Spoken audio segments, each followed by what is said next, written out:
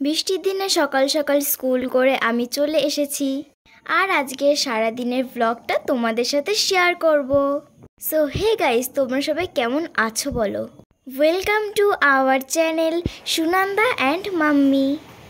School থেকে এসেই আগে আমি রান্নাঘরে দেখতে যাই যে মা কী রান্না করছে। ওদিকে আমি ফ্রেশ হতে গেছি আর মা এদিকে ভাত বাড়ছে।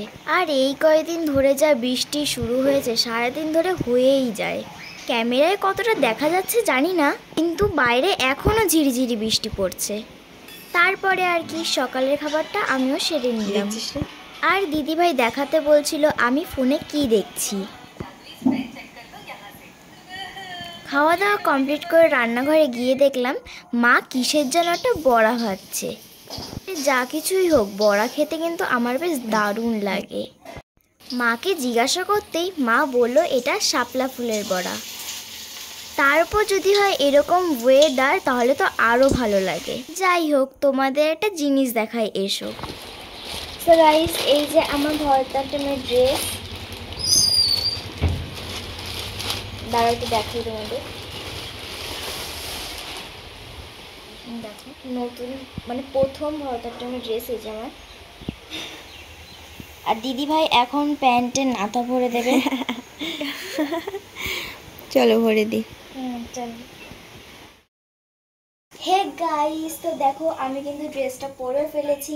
আর একটু দেখছিলাম ড্রেসটা পরে আমাকে ঠিক কেমন লাগে। আর তোমরা কিন্তু অবশ্যই কিন্তু কমেন্টে জানিও যে আমাকে ঠিক কেমন লাগছে। তো মাকে কিন্তু এখনো দেখানো হয়নি, তো চলো মার রিয়াকশনটা কেমন হয়, আসো।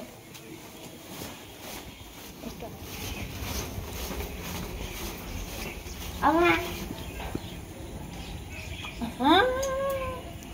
বাবা দারুণ।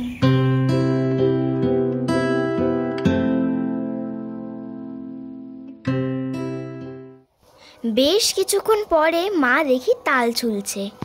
উফ কি মজা! আজকে তাহলে তালের বড়া হচ্ছে। তালের বড়া তোমাদের কার কার প্রিয় একটু কমেন্টে জানিও তো। আমার তো খেতে দারুণ লাগে, কিন্তু আফসোস কয়েকটা খাওয়ার পরেই পেট ভরে যায়। তারপর আমি স্নানটা করে নিলাম, তাড়াতাড়ি খেয়ে ঘুমাতে হবে। এদিকে বিকালে আবার নাচের ক্লাস আছে। মা ভাত মাখিয়ে দিল আর আমিও খেতে বসে পড়লাম।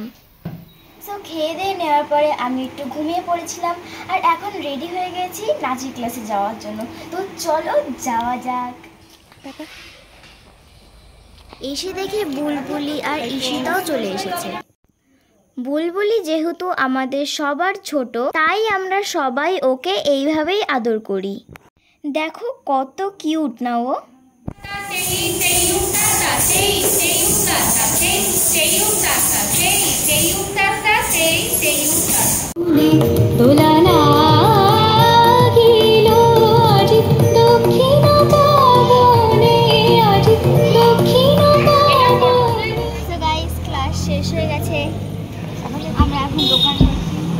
নাচের ক্লাসের পর চলে গেছিলাম বাজারে ফুচকা কিনতে।